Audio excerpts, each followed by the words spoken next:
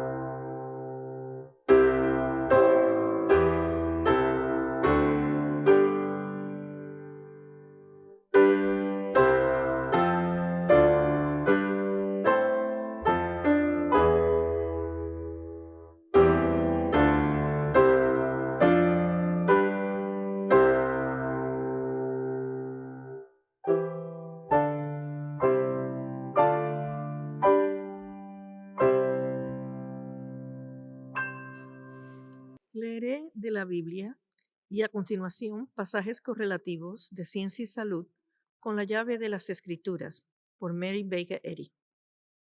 La lectura de esta semana se ha inspirado en Nuestro hogar es eterno.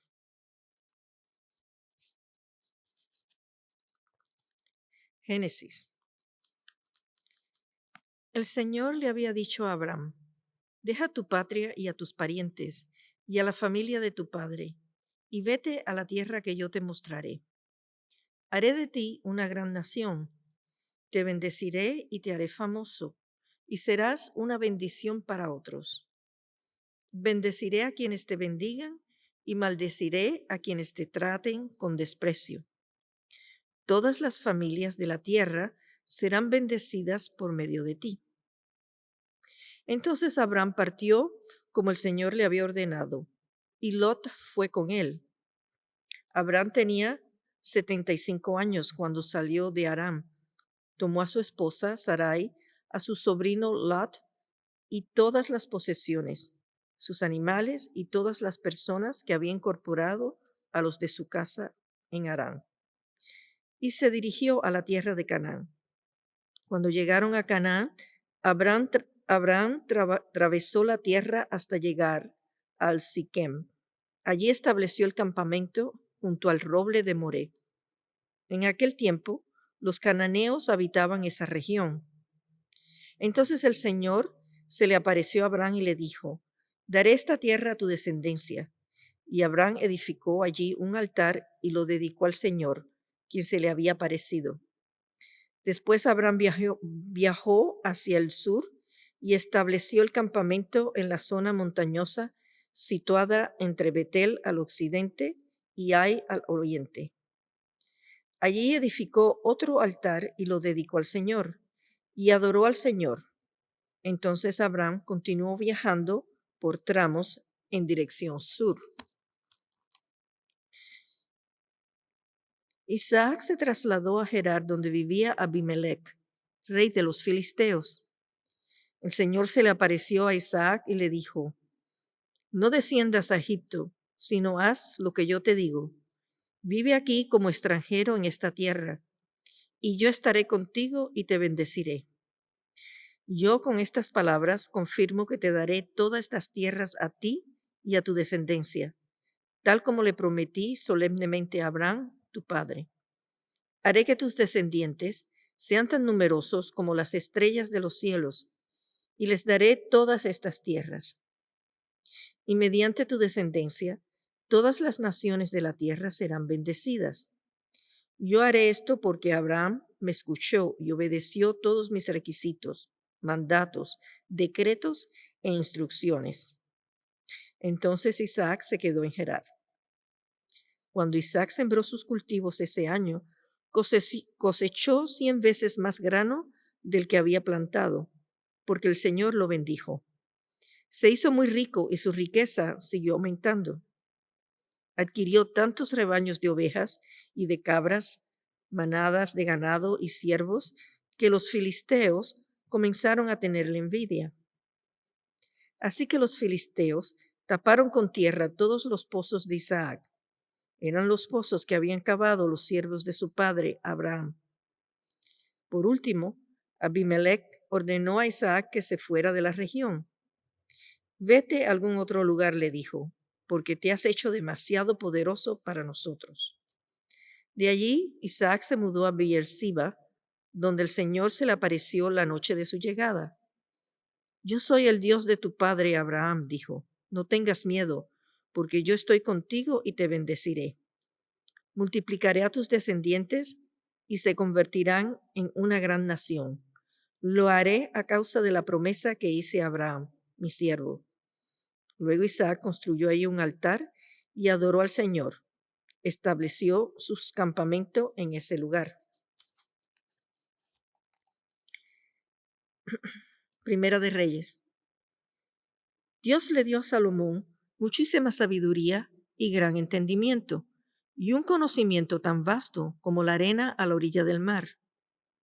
De hecho, su sabiduría superaba la de todos los sabios del Oriente y la de los sabios de Egipto. Su fama se extendía por todas las naciones vecinas. Compuso unos 3000 proverbios y escribió 1005 canciones.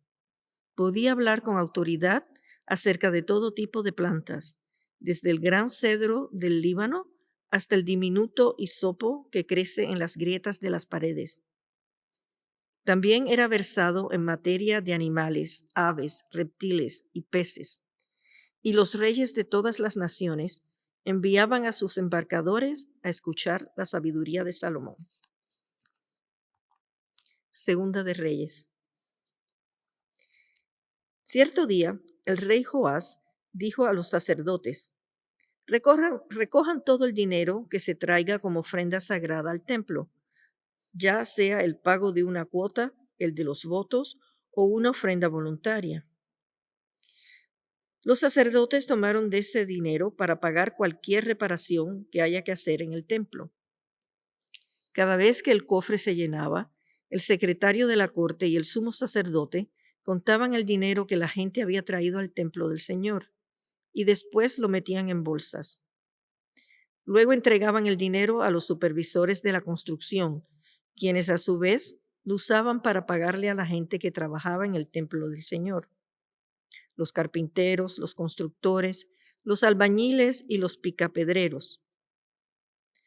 También utilizaron el dinero para comprar la madera y la piedra labrada necesarias para reparar el templo del Señor. Y pagaron todo tipo de gasto relacionado con la restauración del templo. El dinero que se traía al templo no se usó para hacer copas de plata ni despabiladeras, tazones, trompetas, ni otros objetos de oro o de plata para el templo del Señor. Se asignó a los trabajadores, quienes lo utilizaron para hacer las reparaciones del templo.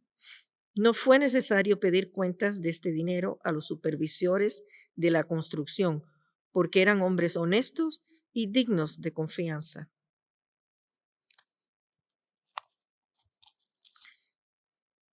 Salmos.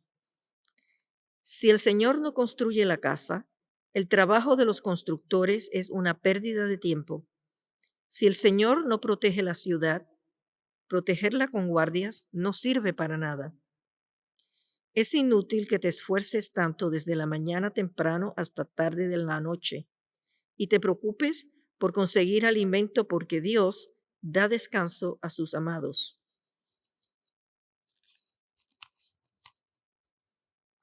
Proverbios. Una casa se edifica con sabiduría y se fortalece por medio del buen juicio. Mediante el conocimiento se llenan sus cuartos de toda clase de riqueza y objetos valiosos. Antes de construir tu casa, haz tus planes y prepara los campos. No testifiques contra tus vecinos sin motivo, no mientas cuando hables de ellos. Isaías. Decían, reemplazaremos los ladrillos rotos de nuestras ruinas con piedras labradas y volveremos a plantar cedros donde cayeron las higueras, sicomoros. El Espíritu del Señor soberano está sobre mí, porque el Señor me ha ungido para llevar buenas noticias a los pobres. Me ha enviado para consolar a los de corazón quebrantado y a proclamar que los cautivos serán liberados y que los prisioneros serán puestos en libertad.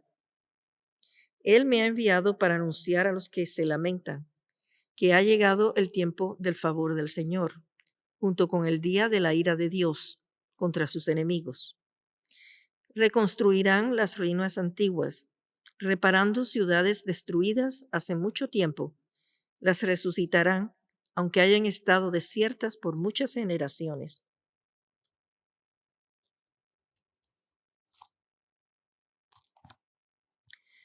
Nehemías. A finales del otoño, en el mes de Kislu, del año 20 del reinado del rey Artajerjes, me encontraba en la fortaleza de Susa. Ananí, uno de mis hermanos, vino a visitarme con algunos hombres que acababan de llegar de Judá. Les pregunté por los judíos que habían regresado del cautiverio y sobre la situación en Jerusalén. Me dijeron, las cosas no andan bien. Los que regresaron a la provincia de Judá tienen grandes dificultades y viven en desgracia. La muralla de Jerusalén fue derribada y las puertas fueron consumidas por el fuego. Cuando oí esto, me senté a llorar. De hecho, durante varios días estuve de duelo. Ayuné y oré al Dios del cielo.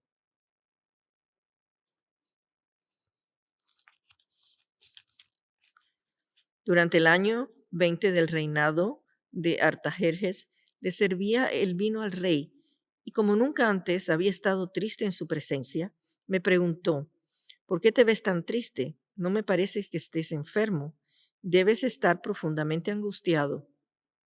Entonces quedé aterrado, pero le contesté, vive el rey para siempre. ¿Cómo no voy a estar triste cuando la ciudad donde están enterrados mis antepasados está en ruinas y sus puertas han sido consumidas por el fuego? El rey preguntó, bueno, ¿cómo te puedo ayudar?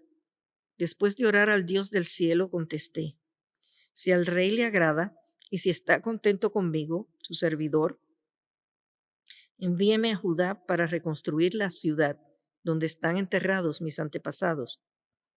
El rey, con la reina sentada a su lado, preguntó, ¿cuánto tiempo estarás fuera? ¿Cuándo piensas regresar? Después de decirle cuánto tiempo estaría ausente, el rey accedió a mi petición. Por fin se completó la muralla alrededor de toda la ciudad hasta la mitad de su altura. porque el pueblo había trabajado con entusiasmo. Sin embargo, cuando Sanballat, Tobías, los árabes, los amonitas y los asdodeos se enteraron de que la obra progresaba y que se estaban reparando las brechas en la muralla de Jerusalén, se enfurecieron. Todos hicieron planes para venir y luchar contra Jerusalén y causar confusión entre nosotros.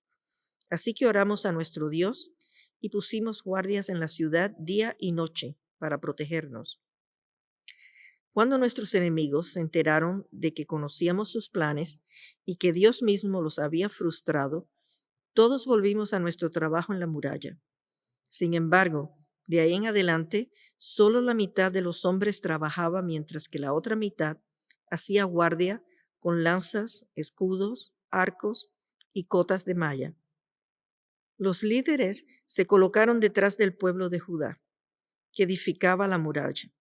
Los obreros seguían con el trabajo, sosteniendo con una mano la carga y con la otra un arma. Todos los que construían tenían una espada asegurada a su costado. El que tocaba la trompeta quedó conmigo para tocar al arma. Así que el 2 de octubre, a los 52 días después de comenzar la obra, se terminó la muralla. Cuando se enteraron nuestros enemigos y las naciones vecinas, se sintieron aterrorizados y humillados. Se dieron cuenta de que esta obra se había realizado con la ayuda de nuestro Dios.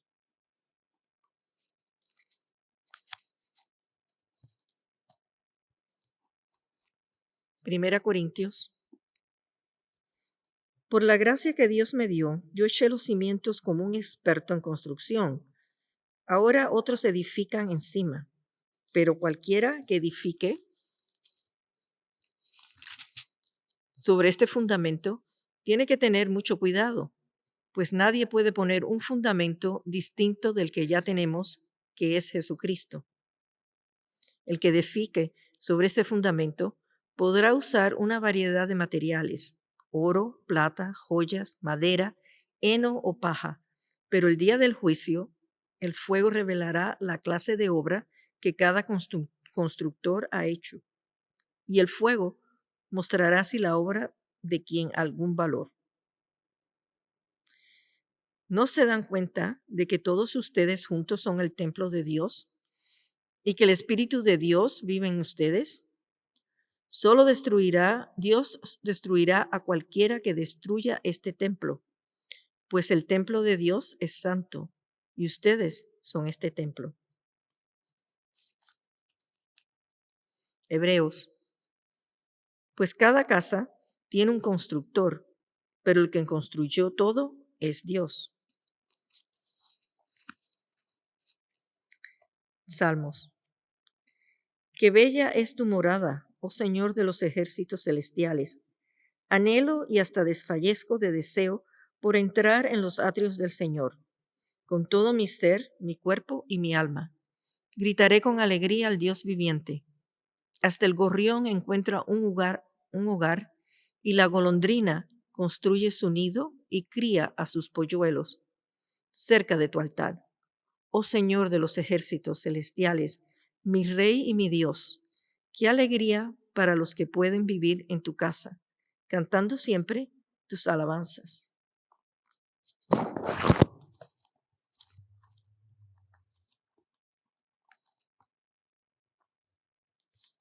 Y de Ciencia y Salud con llave de las Escrituras, por Mary Baker Eddy.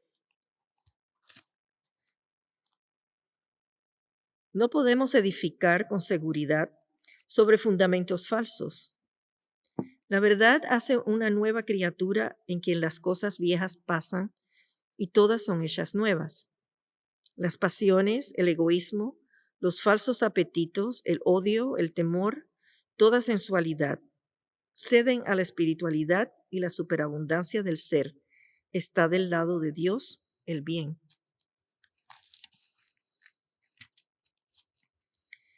Nuestra mira, un punto más allá de la fe, debiera ser encontrar los pasos de la verdad, el camino a la salud y la santidad. Debiéramos esforzarnos por alcanzar la altura del Horeb, donde Dios es revelado, y la piedra angular de toda construcción espiritual es la pureza.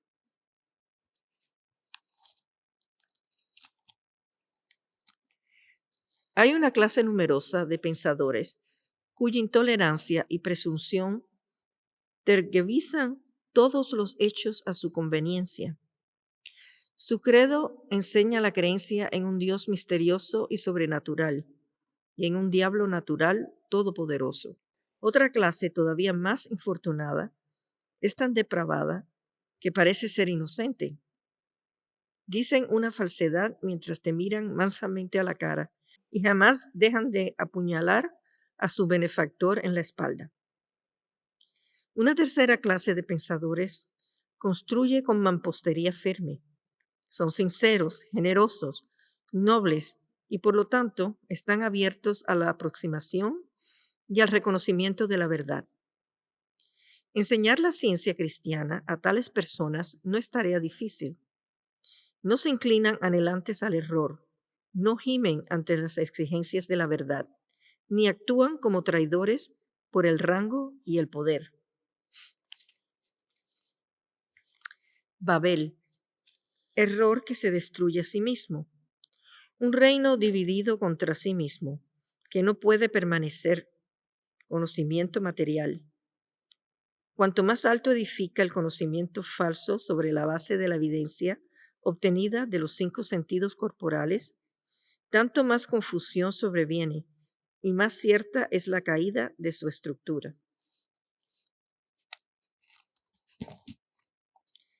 El testimonio de los sentidos materiales no es ni absoluto ni divino. Por lo tanto, yo me planto sin reservas en las enseñanzas de Jesús, de sus apóstoles, de los profetas y en el testimonio de la ciencia de la mente. Otros fundamentos no hay. Todos los otros sistemas basados entera o parcialmente en el conocimiento obtenido por medio de los sentidos materiales, son cañas sacudidas por el viento, no casas edificadas sobre la roca.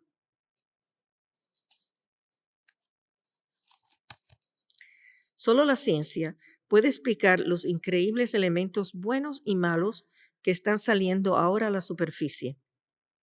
Los mortales tienen que encontrar refugio en la verdad a fin de escapar del error de estos postreros días. Nada es más antagónico a la ciencia cristiana que una creencia ciega sin comprensión, pues tal creencia oculta la verdad y construye sobre el error. Los milagros son imposibles en la ciencia, y aquí la ciencia está en desacuerdo con las religiones populares. La manifestación científica del poder proviene de la naturaleza divina y no es sobrenatural, ya que la ciencia es una explicación de la naturaleza. La creencia de que el universo, incluyendo el hombre, está gobernado en general por leyes materiales, pero que ocasionalmente el espíritu hace a un lado estas leyes, esta creencia menosprecia la sabiduría omnipotente y da a la materia precedencia sobre el espíritu. Los pensamientos y propósitos malos no tienen más alcance ni hacen más daño de lo que la creencia de uno permite. Los malos pensamientos, las concupiscencias y los propósitos maliciosos no pueden ir, cual polen errante, de una mente humana a otra, encontrando alojamiento insospechado si la virtud y la verdad construyen una fuerte defensa. Es mejor consentir que un médico infectado de viruela te asista que ser tratado mentalmente por alguien que no obedece a los requerimientos de la ciencia divina.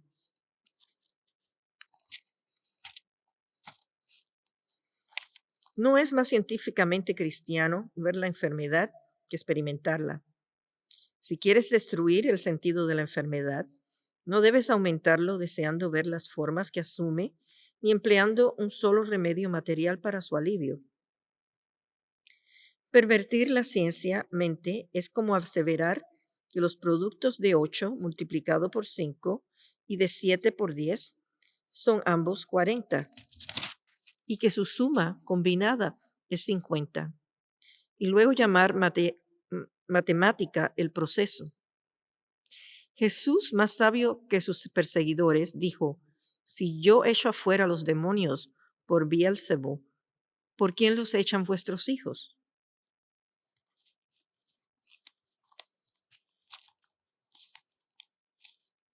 ¿Quién se pararía ante una pizarra y oraría al principio de la matemática para que resolviera el problema?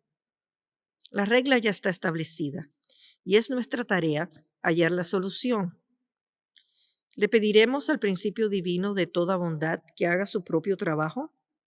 Su obra está hecha y solo tenemos que aprovechar la regla de Dios con el fin de recibir su bendición, la cual nos capacita para ocuparnos de nuestra propia salvación.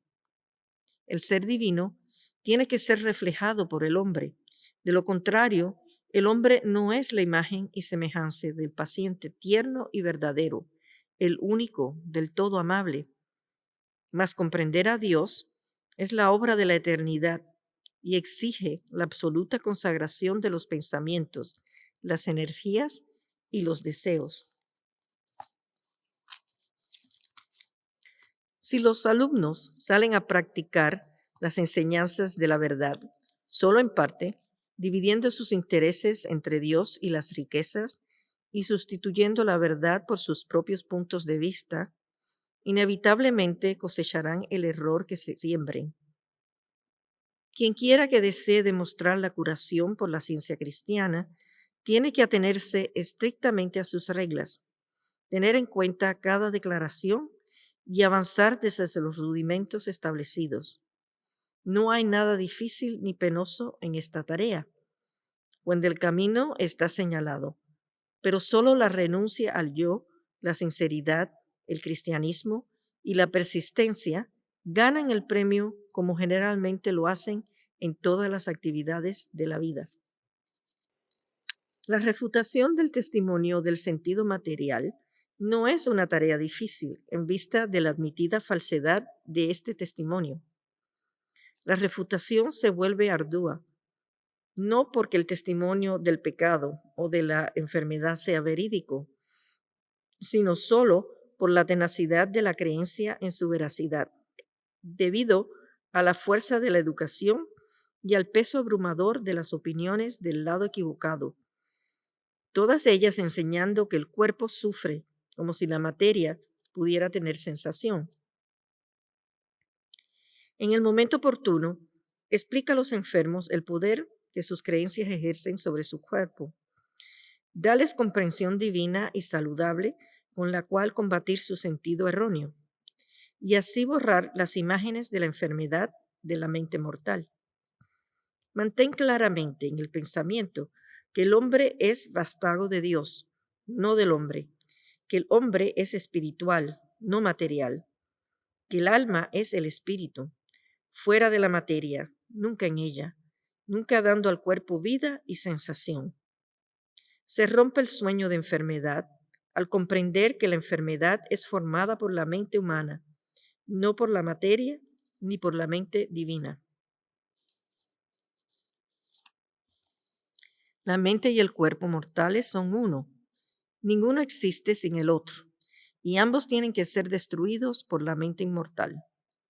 La materia o el cuerpo no es sino un concepto falso de la mente mortal.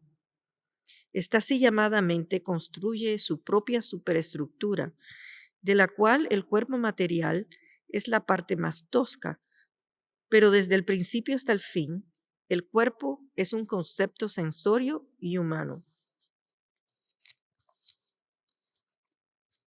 Se aproxima el momento en que la mente mortal abandonará su base corpórea, estructural y material, en que la mente inmortal y sus formaciones serán comprendidas en la ciencia y las creencias materiales no interferirán las realidades espirituales.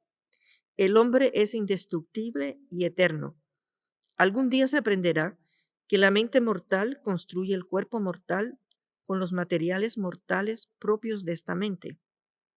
En la ciencia, ninguna fractura ni dislocación pueden realmente ocurrir. Dices que los accidentes, las lesiones y las enfermedades matan al hombre, Pero esto no es cierto. La vida del hombre es la mente. El cuerpo material manifiesta solo lo que la mente mortal cree, ya sea un hueso fracturado, una enfermedad o un pecado. La conciencia construye un cuerpo mejor cuando la fe en la materia ha sido conquistada. Corrige la creencia material mediante la comprensión espiritual, y el espíritu te formará de nuevo. Jamás volverás a temer nada excepto ofender a Dios, y jamás creerás que el corazón o cualquier parte del cuerpo te puede destruir. Así podemos establecer en la verdad el templo o cuerpo, cuyo arquitecto y constructor es Dios.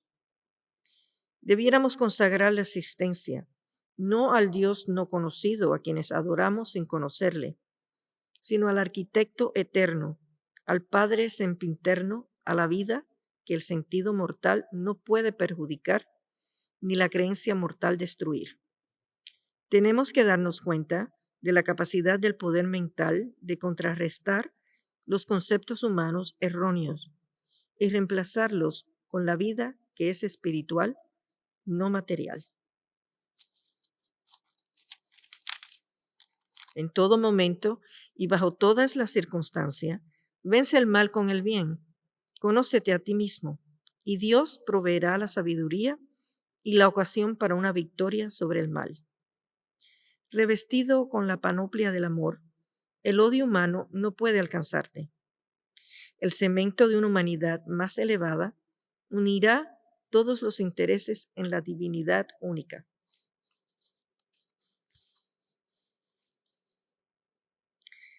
La ciencia cristiana sí honra a Dios como ninguna otra teoría lo honra, y hace esto de la manera designada por Él, haciendo muchas obras maravillosas por medio del nombre y la naturaleza divinos. Uno tiene que cumplir su misión sin timidez ni disimulo, pues para que esté bien hecha, la obra ha de hacerse desinteresadamente. El cristianismo jamás estará basado sobre un principio divino y por consiguiente jamás se hallará que es infalible hasta que su ciencia absoluta sea alcanzada.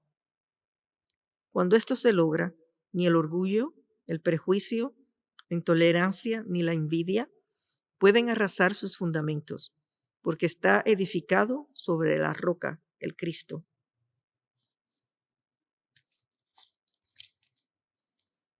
La comprensión, aun en cierto grado, del todo poder divino destruye el temor y planta los pies en la senda verdadera, la senda que conduce hacia la casa no hecha de manos, eterna en los cielos.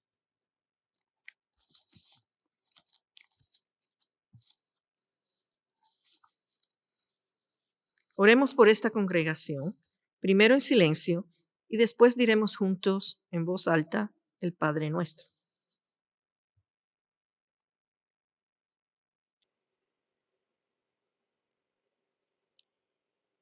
Padre nuestro que estás en los cielos, santificado sea tu nombre. Venga tu reino, hágase tu voluntad, como en el cielo, así también en la tierra. El pan nuestro de cada día, dánoslo hoy. Y perdónanos nuestras deudas, como también nosotros perdonamos a nuestros deudores. Y no nos metas en tentación, mas líbranos del mal. Porque tuyo es el reino, y el poder, y la gloria, por todos los siglos.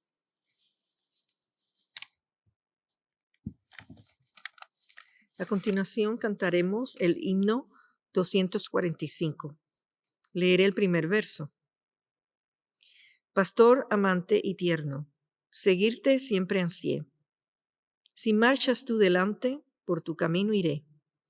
Aun cuando oscura sombra envuelva el caminar, sabré que amor me guía y seguro hacia el hogar. Himno 245.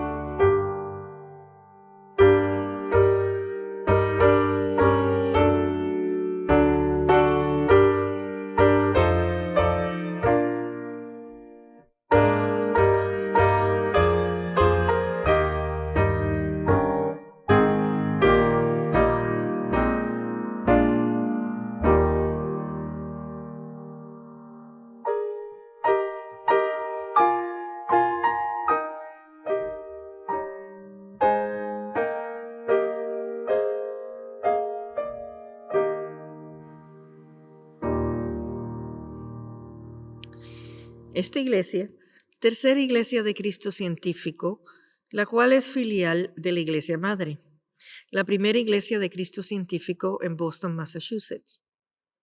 Tenemos servicios en español el domingo a las 12 de la tarde y una reunión de testimonios del miércoles a las 5:30 de la tarde.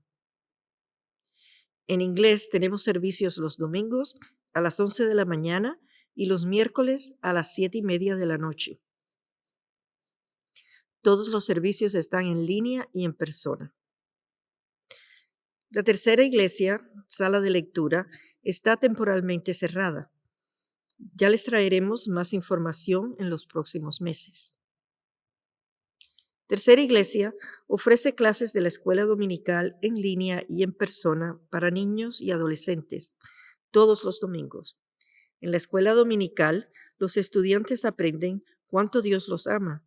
También aprenden sobre los personajes y lecciones de la Biblia y el poder sanador de la verdad.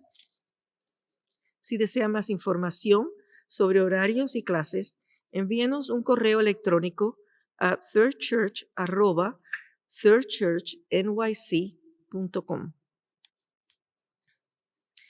Le invitamos a escuchar el programa El Heraldo de la Ciencia Cristiana en la Radio Wado 1280 AM todos los sábados a las 9 de la mañana. La ciencia cristiana es una religión sanadora. Ahora todos ustedes, presentes y en línea, están invitados a compartir experiencias, testimonios y observaciones sobre la ciencia cristiana y apoyar a la congregación con oración. Si está escuchando por teléfono y le gustaría compartir un testimonio, presione el asterisco y luego el número 6. Nuestro técnico está escuchando y activará su voz. En este momento tendrá la palabra. Favor de hablar directamente al micrófono de su teléfono. No use el altavoz para que podamos escucharlo mejor. Si está asistiendo por Zoom, favor de activar su micrófono y tendrá la palabra. A continuación, leeré un testimonio que se publicó en el Heraldo de la Ciencia Cristiana, agosto de 2023. Se titula Se superan dificultades en el nacimiento de su hijo. Cuando era pequeña y aún no sabía leer, solía sentarme a la mesa de la cocina y fingir leer el libro de texto de la ciencia cristiana, Ciencia y Salud con la llave de las Escrituras, por Mary Baker Eddy. Mientras mi madre cocinaba, me enseñaba a memorizar la Declaración Científica del Ser en la página 468. No hay vida, verdad, inteligencia, ni sustancia en la materia. Todo es la mente infinita y su manifestación infinita, pues Dios es todo en todo. El espíritu es la verdad inmortal, la materia es el error mortal. El espíritu es lo real y eterno. La materia es lo irreal y temporal. El espíritu es Dios y el hombre es su imagen y semejanza. Por lo tanto, el hombre no es material, él es espiritual. No sabía cuán valiosa sería esta declaración en los años venideros. Un ejemplo se destaca para mí. Cuando di a luz a mi segundo hijo, hubo complicaciones. El cordón umbilical se envolvió alrededor del cuello del bebé y éste dejó de respirar. Los médicos y enfermeras comenzaron a hacer todo lo posible, pero nos dijeron que estaba clínicamente muerto. Durante este tiempo, oré en silencio, seguí repasando la Declaración Científica del Ser y me esforcé por entender el significado de esas palabras. Las había repetido muchas veces antes, pero por primera vez empecé a entender su significado. Su mensaje espiritual me aseguró que a pesar de lo que sucedía a mi alrededor, todo estaba bien con nuestro hijo. Entendí mejor que nunca que él era la idea espiritual de Dios y que Dios era su vida. La imagen mortal de las complicaciones al nacer nunca podría tocar o alterar su verdadera individualidad. Esto me hizo sentir menos temerosa por su vida. Nuestro hijo finalmente comenzó a respirar de nuevo, pero no lloró. Después de una evaluación de salud, nos dijeron que su puntaje estaba muy por debajo de lo normal. Colocaron a nuestro hijo en una incubadora y lo llevaron a la unidad de cuidados intensos pediátricos. En ese momento, mi esposo y yo llamamos a una practicista de la ciencia cristiana para pedirle tratamiento en la ciencia cristiana. La llamada fue muy reconfortante. El practicista antes había sido maestro sustituto en mi clase de la escuela dominical cuando yo era joven y había orado por mí en otras ocasiones. Oramos para ver al bebé como inseparable de Dios, nunca ni por un momento privado de la vida, porque Dios es la vida misma. Sentí que la imagen mortal del sufrimiento y la imperfección que yo tenía continuaba cediendo ante esta verdadera imagen de la identidad espiritual del bebé. Después de casi 24 horas, pude visitarlo en la unidad neonatal. Escuchar a Dios me dio las palabras correctas para decirle a mi bebé en ese momento, palabras que consuelan y sanan. El personal médico, sin embargo, le hizo a nuestro hijo una serie de exámenes adicionales y nos dijo a mi esposo y a mí que el niño podría permanecer en estado vegetativo o sufrir varias secuelas. El practicista de la ciencia cristiana continuó orando y juntos afirmamos el poder y la presencia sanadora de Dios. Unos días más tarde nos dijeron que todos los exámenes se habían hecho de nuevo y que el niño estaba bien. Cuando lo pusieron en mis brazos, lágrimas de alegría y gratitud corrieron por mi rostro. Cambiamos el nombre que habíamos pensado en darle a nuestro hijo por Santiago Daniel, primero porque esta experiencia era una prueba del cuidado del amor divino y segundo porque al igual que Daniel, el personaje bíblico, nuestro hijo había salido ileso de una cueva de leones. Él continuó creciendo normalmente y cuando tenía 4 años y estaba en el jardín de infantes, su maestra nos dijo que había completado un informe pedagógico en el que recomendaba que nuestro hijo fuera directamente a primer grado, sin cursar el currículo para niños de 5 años, porque era muy maduro y estaba plenamente preparado para rendir el plan de estudios de primer grado. Él permaneció en esa clase durante toda la escuela primaria y el bachillerato, nunca repitió un grado y más tarde fue maestro de teoría musical y guitarra. Hoy en día, 40 años después, este hijo tiene una hermosa familia, esposa y 2 hijos, y disfruta de perfecta salud. Y este testimonio fue dado por Lorelei Paradiso Hernández, de Madrid, España.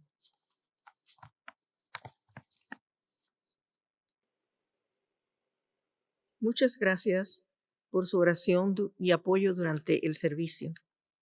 Concluiremos esta reunión cantando el himno 335. Leeré el primer verso. Despunta ya la aurora, que sombras destruirá. Los hijos de la tierra hoy sienten contrición. La brisa trae los ecos de fiero batallar. Son las naciones todas que a Sión defenderán. Himno 335.